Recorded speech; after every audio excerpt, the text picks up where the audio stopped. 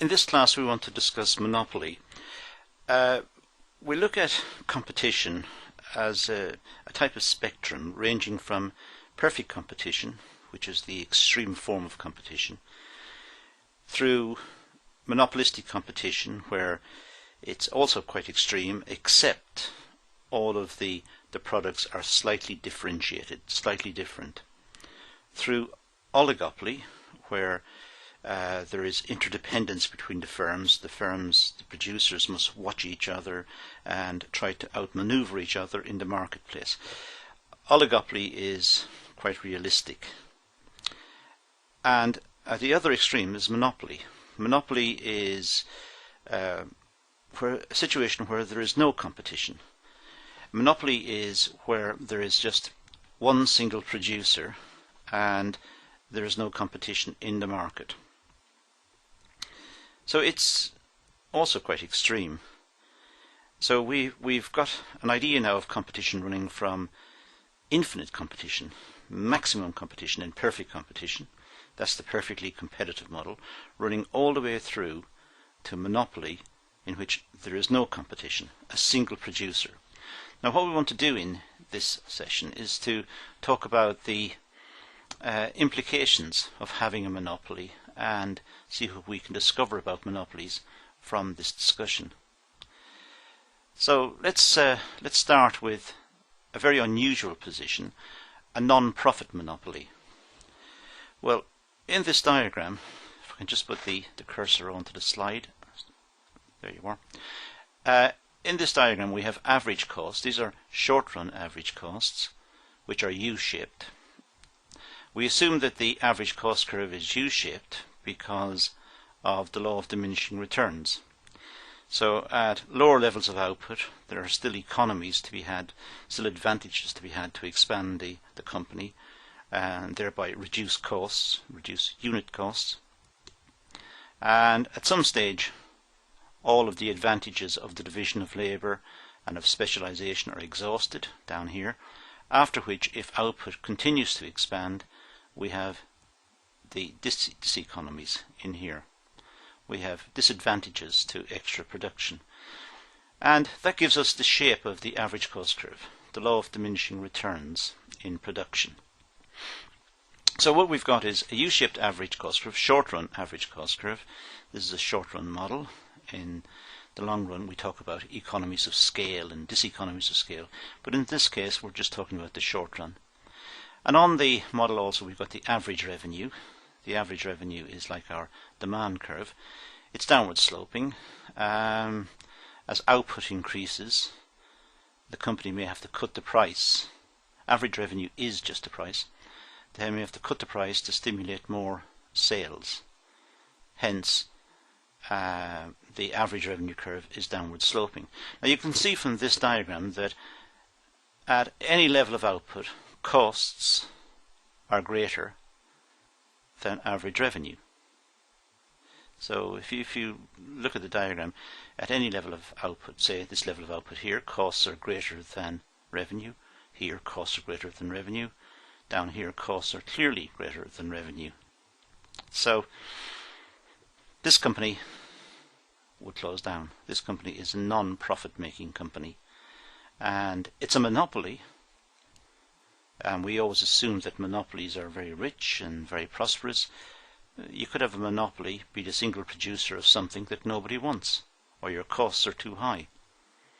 So simply because it's a monopoly doesn't mean it's going to be very profitable. In this case, this monopoly would close down. Let's look at the more usual case. Here's one where at this time, put the cursor back on, at this time average revenue is greater than average cost. In here we have marginal revenue, which has got twice its gradient. Marginal revenue sloping downwards twice as fast as the average. There. We have marginal cost. Marginal cost always cuts the average cost at its minimum point. Always. So it always cuts there.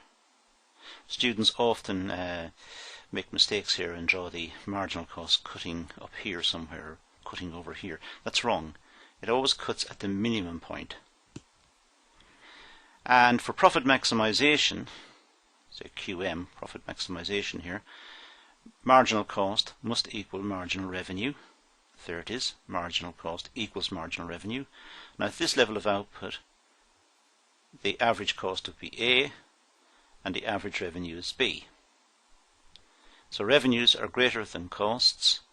Multiply that by the quantity and we get the area of this rectangle in here, which is equivalent to profits. In fact, we call this abnormal profit. Abnormal profit because it's excessive profit. This company is making large sums of money. The abnormal profits are also known as excess profits. And this means that there would be an incentive for companies to try and compete away these if they can get in. But this is a single producer making large profits and profit maximizing.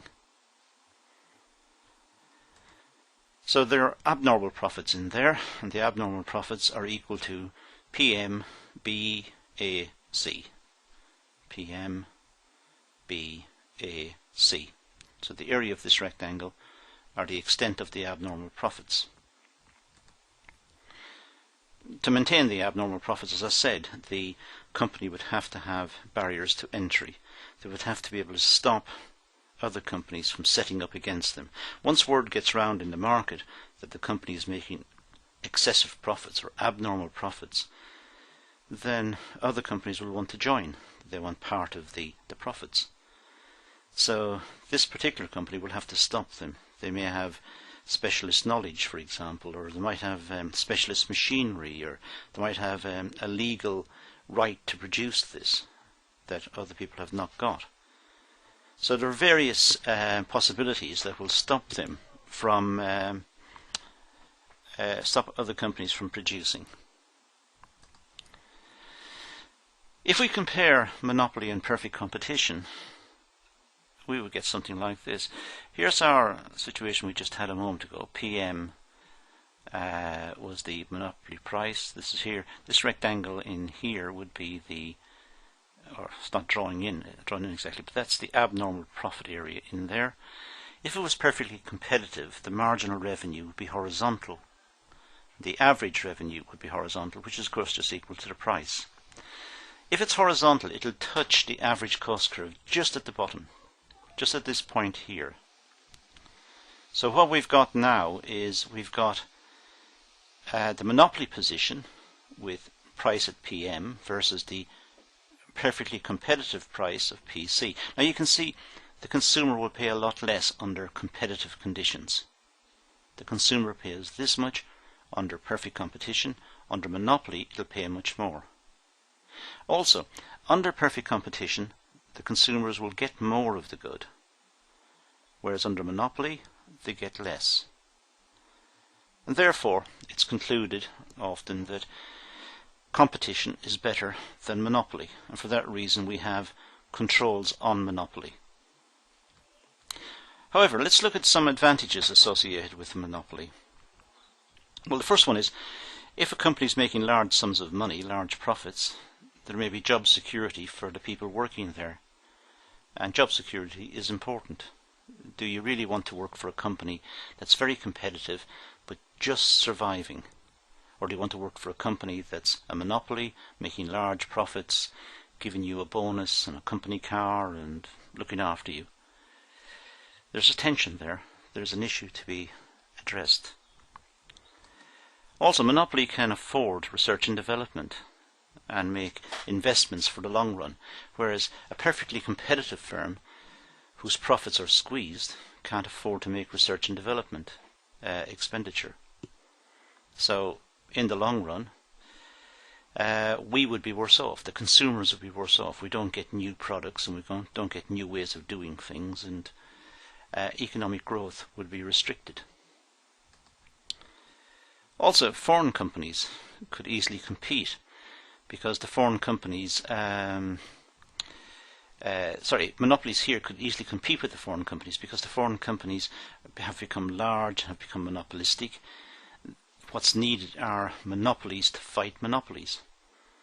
So a country with monopoly and large investments in R&D and high rates of economic growth perhaps are in a better way, better position to fight foreign competition.